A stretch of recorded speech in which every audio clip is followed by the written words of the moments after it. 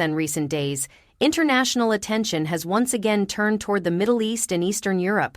Political observers and security analysts are discussing new reports suggesting deeper military cooperation between Iran and Russia. While no official confirmation has been publicly announced, the discussion alone has been enough to raise concerns among diplomats and global markets. So what exactly is being talked about, and why are experts watching so closely? To understand the situation, we first need to look at the broader geopolitical picture. Over the past few years, alliances around the world have been shifting. Countries facing economic pressure, sanctions, or security challenges often increase cooperation with partners that share similar strategic interests. Iran and Russia have maintained diplomatic and economic relations for decades, but recently analysts believe the relationship may be expanding into new areas. Several international observers have suggested that discussions could include advanced defense technology and missile systems. These claims are based on political signals, trade movements, and diplomatic meetings rather than official announcements. Governments rarely confirm sensitive defense negotiations publicly, which is why analysts often study indirect indicators. Why does this matter? Because military cooperation between major regional powers can influence security calculations across multiple continents. Neighboring countries begin adjusting their defense planning, and global organizations start monitoring risk levels. Even the possibility of such cooperation can affect diplomacy. At the same time, diplomatic talks taking place in Europe remain extremely delicate. Negotiators have been working to maintain communication channels and prevent escalation in multiple regions.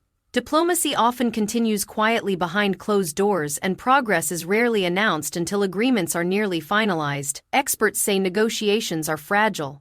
One unexpected development, a misunderstanding, or even strong political rhetoric can slow or pause talks. This is why many observers describe the current moment as a sensitive period rather than a crisis. Another reason the situation matters is energy security. A large portion of the world's oil supply travels through narrow maritime routes near the Middle East.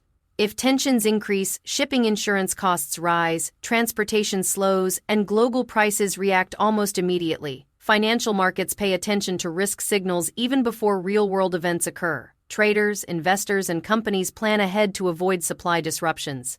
As a result, political headlines can influence economies thousands of kilometers away from the actual region. Military analysts are also watching naval activity, air defense readiness, and official statements.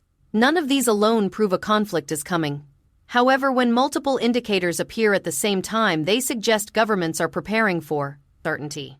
It is important to note that preparation does not always mean war. Countries often increase readiness specifically to prevent conflict. Showing defensive capability can sometimes discourage aggressive action from others. In international relations, this is called deterrence. So where do negotiations stand now? Diplomatic sources indicate communication channels remain open. International mediators continue encouraging restraint and dialogue. Most governments prefer stability because conflict carries economic and humanitarian consequences far beyond borders. The concern among analysts is not that a conflict has begun, but that tensions are higher than normal. When pressure builds in several regions simultaneously, the risk of miscalculation increases. History shows many crises began with small incidents that quickly escalated due to misunderstanding. For the general public, the most visible effect would likely be economic rather than military. Rising fuel prices, increased shipping costs, and market uncertainty often appear long before any direct confrontation. This is why global institutions monitor developments closely and issue travel or trade advisories when needed. Another factor is political signaling. Countries sometimes make strong public statements not to start conflict but to strengthen their negotiating position. Words in geopolitics can be part of strategy.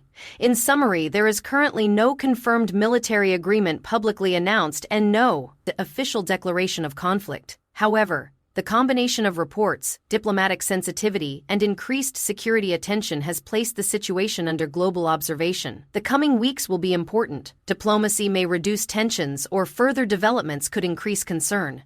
For now, the world is watching carefully, not because events have already happened, but because they potentially could.